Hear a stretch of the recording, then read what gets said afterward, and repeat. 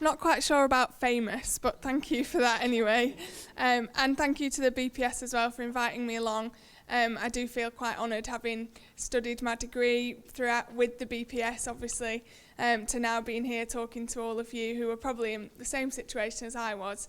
I'm not an academic at all, and I don't profess to be, but what I am is someone who has really found the value of not only learning about psychology, but using it in my daily life and really being able to understand just how powerful the mind really can be. So I was asked today to really talk about that and what psychology means to me. And where did that begin? Like, where did my passion for the subject begin? And really it was here. So in 2010, I was in a near fatal car accident. So I was just 16, I'd just finished my GCSEs, and at that time of your life where you think you've got the whole world in front of you and nothing is going to stop you. So I was here, I was about 2-3 weeks being unconscious, having had this accident. I didn't know what was going on. My family around me obviously knew a lot more than I did at the time. And when you wake up from this traumatic ordeal, I was told that I was not going to be able to walk again. And for a young girl at that age going through something like that traumatic, obviously tests your mind and your strength and everything you can imagine it tests.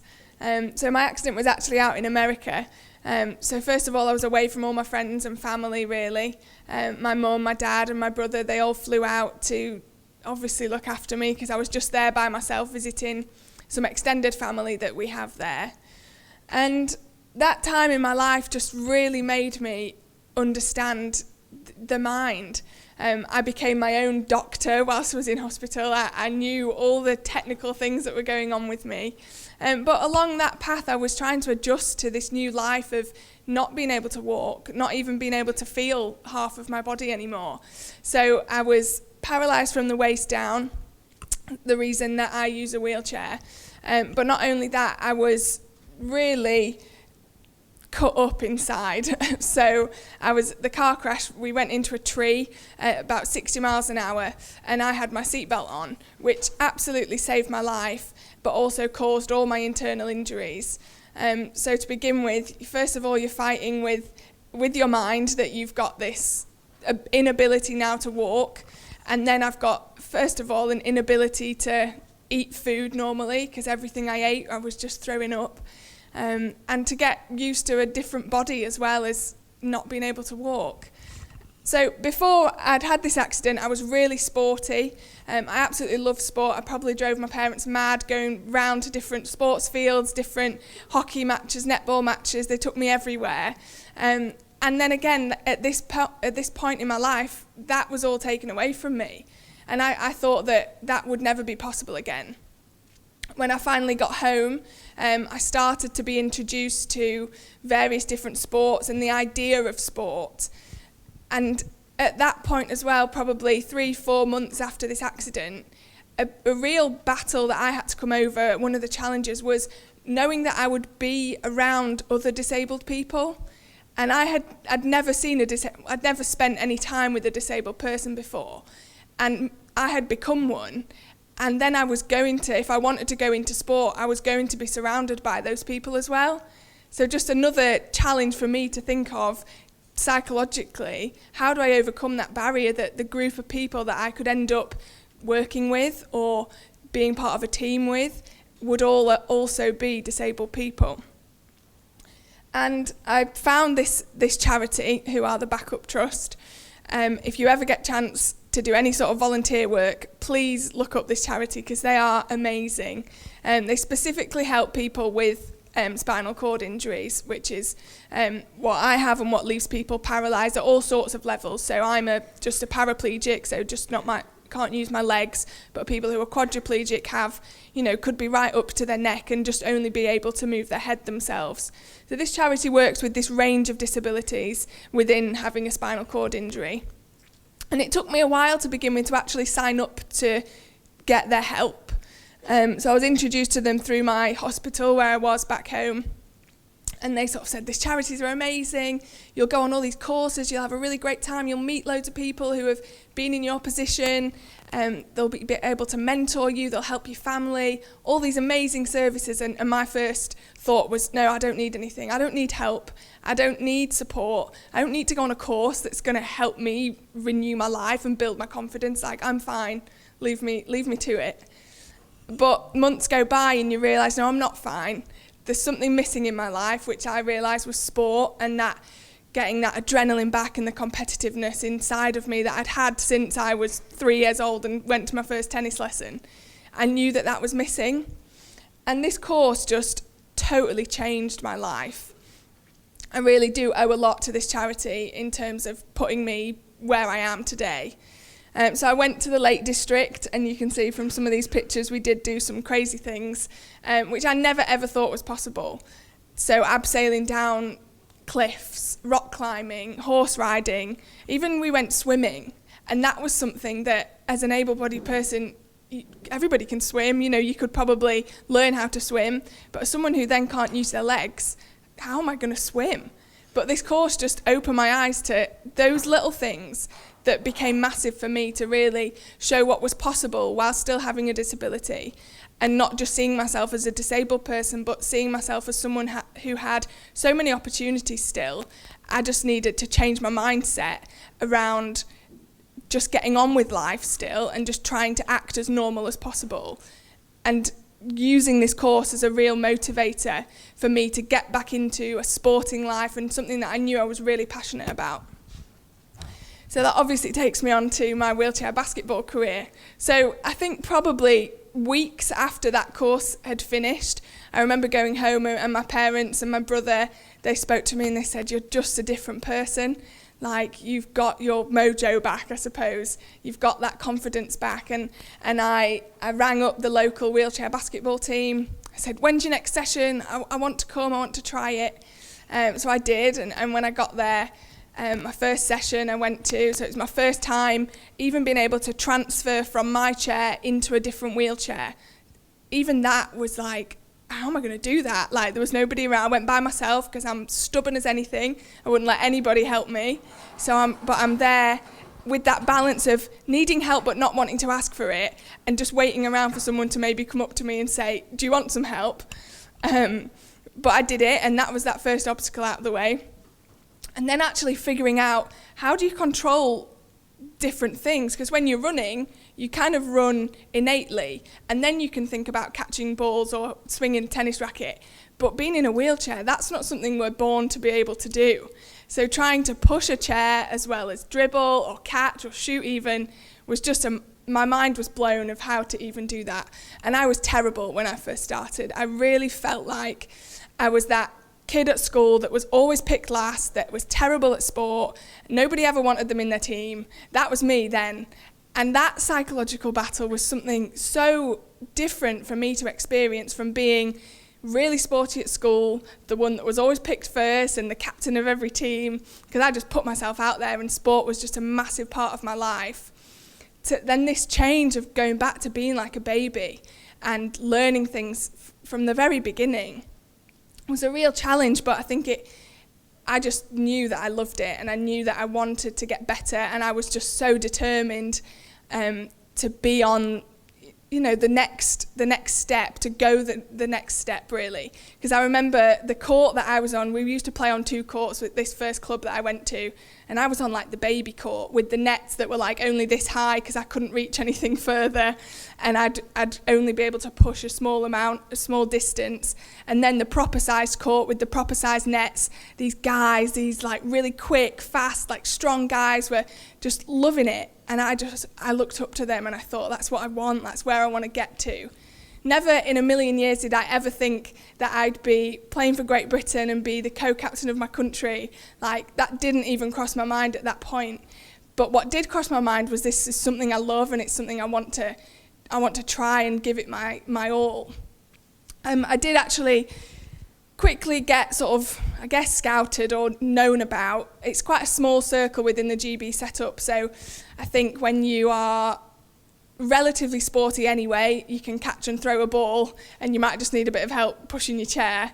They do pick up on people like that quite quickly, so I was asked to go along to some of the women's camps, and this was just in the run-up to the London Paralympics. I remember I was asked to go to the Paralympic Inspiration Programme, which is something that the British Paralympic Association, they put on for up-and-coming athletes who may potentially be going to the next games. We got to go sort of behind the scenes. We went to the Athletes' Village in London. We got to go watch some of the games. And again, that was a massive motivator for me. And that's really when things started to become real, that this was something that I might be able to pursue and that I actually might be able to play for my country. And as a young girl, you know, pre-accident, the Olympics was like the dream. I think anybody who's interested in sport probably, that's something you want to achieve or something you look up to, and you watch the Olympics and think it's just amazing. I really remember sat down with my dad thinking, what sport could I do that could get me to the Olympics? Because I played netball that was the highest standard sport that I played, but it's not an Olympic sport. So I went through all the athletics things that I was decent at. So I could be a sprinter, I could do high jump, but nothing that I was ever that good at. So given this opportunity, and I really see it now as an opportunity, yes, I went through a traumatic time and I'm now a disabled person, but I was given an opportunity to fight for something and to train really hard for something that got me eventually to the Rio Paralympics. So just those kind of things that I was constantly battling with. Like, I remember in London, I saw the women's team play against Germany in the quarter-final. That was the one game that we had an opportunity to go and watch. And they lost that game. And they were heartbroken. I remember the girls, they sort of came up to see their family, and we were in that area. And they were all just crying so hard. And it was just really emotional to see that. And that has stuck with me like a real vivid memory of that moment when it clicks and when you realise that you want to go for something and you really want to fight for something. So obviously trying to link this to psychology as much as possible, my life really has been just taken over by psychology. To go back to my accident, we went back quite a few times to America after my accident happened to see the surgeons there, who I truly believe saved my life, and I would not be here without them today. We'll always have like a little special place in our heart for those surgeons. But they're also the same, because they say, like, without me and without my mind's strength, that I wouldn't be here. So the operation that they did, they actually left me open. They sorted everything out, left me open, because they didn't think that I'd make the night, that I would be alive in the morning. They basically thought that was the only way that they would give me the best chance of surviving. And when we went back and we talked to them about this, they always took me on a little tour around where everything happened, and they talked me through everything, which obviously means a lot. But they would say things like that we really wrote you off and you were not meant to survive. And when someone tells you that, you think, there's something else going on in my body that is making me, or made me at that point, stay alive. And it's those things that really got me passionate about psychology, to try and understand how that happens and how the mind can be so powerful that it can not only get you through a physical trauma to keep you alive, but it can also get you through all the psychological pain that goes with that initial trauma. And how can somebody be so positive when something so negative has happened? And it just really interests me. So obviously I have a fascination with the human mind and how that works. I gain useful insights into how it affects my daily life massively, from being positive and from using mindfulness and things like that just those little skills that you can use not only through sport that we do as a team, and I'll go on to talk about some things that we do in our team, but as a person, not acknowledging that the mind is so powerful, you're just doing a disservice to yourself, I think. And thankfully everybody in this room, I would hope that you would understand and share my passion of how interesting and how important psychology is. But it infuriates me, those people that just don't get it. And then obviously you want to study psychology. I did study psychology, so I did my A-level in psychology. That was after my accident. And then I thought, how can I possibly continue this journey with sport and psychology? Oh, I know, I'll do sports psychology, which I did, and thoroughly enjoyed my time at university, learning each year a little bit more about my own mind and using it as a personal reflective tool, but also a wider population, and learning about how the mind in general works and how you can really use it day-to-day life, learning about my sport, for example. And I really feel I've been able to just put that into sport, and I think that was the biggest thing. For me, learning about psychology is not maybe to go on to be an academic or to do research or to, find different theories. Like, that's not necessarily where my passion is. It's about learning about people and how I work as well as a person. And I am now the co-captain of the basketball team, and I think throughout uni I was that as well. So being able to lead a team and understand people's differences and how people tick, how the coaches tick as well. How do you relate to your coach, and how do you speak to your coach that you get what you want from out of a conversation? So learning in that sense is what really, really interests me about psychology. And just a bit more about my university life then. So I didn't necessarily have what you would call a standard student life, not at all. So we were centralised in Worcester, I went to the University of Worcester. We were centralised there as a GB national team. So we were training every day, probably 2-3 times a day, if we had a gym session in as well. And we started training every day at 7 o'clock in the morning. So I didn't go out on those Wednesday nights when everyone else was having a social and in fancy dress. That wasn't me, unfortunately. I was tucked up in bed by probably about 9:30 and telling everybody to keep it quiet if they were having pre-drinks at ours. So I didn't quite get that balance, but I did get the balance of being a student and being an athlete and how that worked. I got so much support from both my basketball, the GB team, and obviously everybody at the university to be able to make that work. But what I did miss out on is some of those social aspects of university. Didn't mean I missed out completely. I just made all my friends go out on a Friday night instead and spend a bit more money. They were fine with that every now and then. But what was quite a difficult year for me was in my third year. I think third years anyway, you've got your dissertation, you've got so many other deadlines that you've got looming. It's a hard year anyway, but this was 2015 leading into 2016, which was obviously the Paralympic year. As any sport, you will find that year, if you're a Paralympic or Olympic team, is just crazy. You'll probably be going away every month. Your training will increase loads. You'll have all these different friendly competitions. You'll have trips away to go compete against different countries. So I had all of that. And then I had my degree, obviously, dissertation, other deadlines. And then actually at the start of 2016, I was rushed into hospital as well because I had something wrong with my bowel just through scar tissue that had built up from my accident.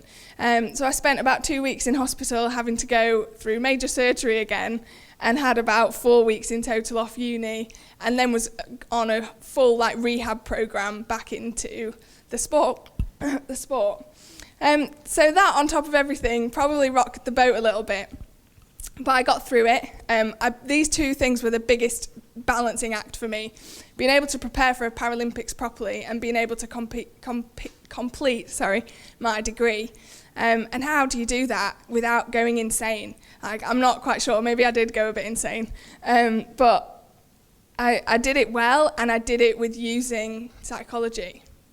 The only way I knew how to deal with my sport. We use psychologists, we use performance lifestyle people who I think play a really big and important role in backing up psychologists as well. So our performance lifestyle is almost like a mentor, but maybe without that accreditation of a psychologist. But we worked really closely with them to be able to support us going through university, to support us with our sport. And the team needs help as well. You're preparing for Paralympics. It's a massive year. And we spent probably every week we had like even just one session that was not training, not the gym, just how are we going to cope? You know, whether that was led by the psychologist or led by the coaches, like how is it going to look? What does Rio look like? And we had 7 people who it was their first Paralympics and 5 who had been to maybe 1 or 2 before. So all those newbies needed some sort of guide, me included, I was a newbie, you know, needed that guidance in how is that going to look. And as the captain of the team, that just took on another level of responsibility as well around how do I help this team get through this massive thing that's going to happen to all their lives. And then completing my degree again, thankfully I actually got an extension on my dissertation, which saved me. I really needed that, but I did complete it. I came out with a first class honours as well, which I was super happy with, because as I said to begin with, I'm not an academic in the slightest. I just worked really hard that year and I was just really determined to do well. Like I knew I'd had the grades in my second year that I knew I could do it. I think for me, when something is put in front of you as a goal that's achievable, like that really helps me to sort of focus on something and be able to achieve it, which I'm really glad I did. And I thought I'd just talk to you about Rio, because I couldn't come up here and say that I'm a Paralympian and never talk about the biggest thing that's ever happened in my life.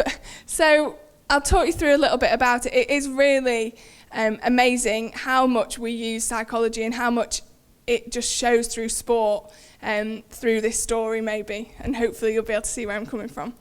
So we had a preparation camp which was about a week before we went into the village. So we were there to acclimatise. It was in the country below in Sao Paulo. So we were there, it sort of replicated what the athletes' village would be like. We had courts, we had obviously accommodation, a gym and things like that, and we were just trying to prepare as best we could. You sort of go to a place like that to acclimatise, get over the jet lag, so that you're not like rushed straight into the village and expected to perform and compete. Then we went into the Paralympic village, and hopefully you can see some of these pictures. That was actually, that picture of the nice blue sky, which I wish it was like at the moment, was out of my bedroom window. And I was lucky enough that I got the only single room. But I literally woke up every morning and I could see the Olympic Park, which, as like I've told you my story obviously, but as a girl who was growing up just obsessed with sport, to have that opportunity to actually wake up and see your dream in front of you was incredible, and that was just a constant motivator whilst I was there. Then we were in this multi-game environment which we'd never been in before. We'd always, as wheelchair basketball, you're always just competing in your own sport, so you never sort of meet anyone from athletics or swimming or any different sports. So you've got this big environment, and you're competing for something that's much more than just your sport at a Paralympics. Like, it really feels like you're competing for your country. Like, it's once every 4 years that the whole country does get behind you, and that was just something that was so special. And then I'm not sure how many of you might know how it works at a Paralympics with basketball. So basically you have pool games first, so you'll play 4 games or 5 games against all the people in your pool, and then you'll sort of cross over. And we needed to finish either first or second in our pool to be able to get a good crossover to play against a weaker team in the other pool. So our first game was our biggest game. It was against Canada, who in the run-up, as I said, we went to loads of tournaments and we did loads of preparations. We'd beaten them 5 times out of 5. So we were pretty confident that we'd have this game. But we were a team that were renowned for being nervous at the start of tournaments and renowned for doubting ourselves as well. And we'd done a lot of work leading up to this with a psychologist in preparing ourselves for this first game, knowing that this game was the most important one that we had to win. And actually, I think that made us lose the game, because we did. We lost the game.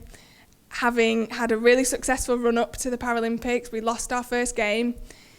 And the amount of pressure that was put on that one game against Canada, we never ever spoke before about any other team in those probably 2-3 months leading up to Rio. It was always about that first game against Canada that we needed to win. That was the only thing that was ever told to us. You need to win that game. And then And then you can imagine how nervous people were going into that game, like, we've got to win it. And then we threw it. Like, the game was terrible. Both teams could tell you they were really nervous. And I think you review that game, and obviously everybody looks at that game as it was the most important one. But fortunately, we brought ourselves back. We ended up winning against Germany, which I don't know if you remember. I said that in London, that was the game that I watched, and the girls lost that game. So for me, that was a really important one. And again, we won. So it left us in a really good position. So we crossed over with China, who we beat to move on to the semi-finals. And that was the furthest that the girls have ever got, the GB women's team, to a semi-finals in a Paralympics. So we were guaranteed 4th, which beforehand we'd only ever come 6th. And we were 7th in London. So we'd done so much better already. So everybody was really proud. And then the next game was against the USA. And they went on to win gold, so obviously we did lose against them, but that was the best game I think I've ever played in. It was one of the highest scoring games I think wheelchair basketball in the women's sort of side of things has ever seen. I think it was 89-78, and in wheelchair basketball, if you've scored over 60 points, you're pretty much guaranteed to win the game. So 89-78 was just amazing. Both teams were just on fire in terms of shooting. So it was really exciting to be a part of, but just really gutting, obviously, to lose. And then our bronze medal game. We have this love-hate relationship with the Netherlands. They beat us all the time. They're so aggressive and so physical. And we came up against them in the bronze medal game. They were really devastated to be there, and actually we were pretty chuffed to be competing for a bronze medal. So they just absolutely slaughtered us. That score was like 80-30. But our preparation for that game, because we knew we were coming up against the Netherlands, we'd lost that game before we went out on court. You could feel it in the changing rooms. People weren't prepared enough. Like, I knew it in myself, because every single game we'd been to, I'd really made an effort with my hair. Like, I'd either worn like plaits or I'd done something really funky with it and like really wanted to make an impression. This game, I just put it in a bun. And even that, looking back, like, I didn't make an effort to even do my hair properly. So how was I ever going to help the team win that game? So it's just those little things that you think about and that really make an impression on me as how much psychology is important to me in my life and just day to day. I've kind of talked a bit about this already, but we'll just go through it. Applying psychology, obviously, and this is just related to the team more than anything, how we use it in our lead up to Rio, what we're doing now. Some of the things I'd pick out from that is how important it is to understand who's going to engage with psychology. There's probably 5 people in our team maybe that really believe in it and know the importance of how it affects your performance. And then the rest of the team probably won't engage with it because they don't understand. They're those people that I rolled my eyes about earlier, thinking, you just don't get it. Like, it's so important, and it can make that 5% difference of winning games.